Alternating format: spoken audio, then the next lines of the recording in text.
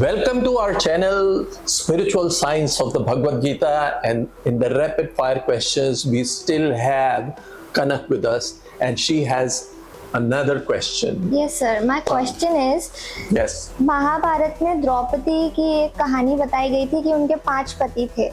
हाँ हाँ तो बिल्कुल। सर आज की जनरेशन में फिर जैसे मेरा अगर मन करे तो मैं भी 5 शादियां कर सकती हूँ। हाँ बिल्कुल बिल्कुल। तो तुम उनसे क्यों ले रही हो कि हाँ जी मैं भी 5 जनों से शादी कर नहीं सकती सर, ये चीज ठीक थोड़ी है, 5 शादी एक ही टाइम पर। हाँ ये तो बड़ा ही बहुत ही जबरदस्त कंट्रोवर्शियल क्वेश्चन है एंड हर एक के दिमाग में आता है कि भैया द्रौपदी ने 5 जनों से शादी कर ली। लेकिन मैं आपसे सिर्फ इतना ही बताना चाहता हूँ कि अगर आप देखें, अगर ये समझ लें कि 6-7 हजार साल पहले महाभारत की ये कहानी मानी जाती है, तो 6-7 हजार साल में कोई दूसरा एग्जाम्पल है जिसमें कि किसी औरत ने 5 पांडवों से या 5 लोगों से शादी करी? नहीं sir. The answer is no.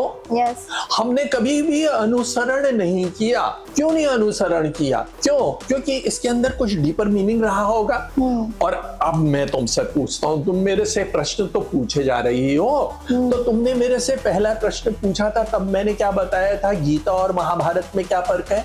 मैंने तुम्हें ये बताया था कि महाभारत एक कहानी है और महाभारत की कहानी के जितने भी पात्र हैं उन सबका अलग अलग रोल है ना? यस। और फिर मैंने ये बताया था कि जो सांप आपको दिखा वो सांप वहां नहीं था। ज्ञान जब डला, दैट मीन्स लाइट जब डली तो मालूम पड़ा ये तो रस्सी है। बस ऐसे ही समझ लो, द्रौपदी जो है वो सिंबॉलिक है। द्रौपदी जो है वो एनर्जी है, उसे कहते हैं कुला कुंडलनी। और वो जो कुला कुंडलनी है वो मूलधर चक्र पर स्थित होती है। और जब वो एनर्जी, अब देखिए कंफ्यूज नहीं होइएगा क्योंकि मैं इसके आगे जवाब नहीं दूंगा। जब वो एनर्जी ऊपर चलने लगती है, मूलधार चक्र से स्वादिष्टान और मणिपुर और आगे चक्र होते हैं जिन पे चलने लगती है, तो क्या करती है, जो जो वहां पे एलिमेंट्स हैं उनको स्पिरिचुअलाइज करती है, वो अलाइव हो जाते हैं। ये जो 5 चक्र हैं ये 5 पांडवों को रिप्रेजेंट करते हैं।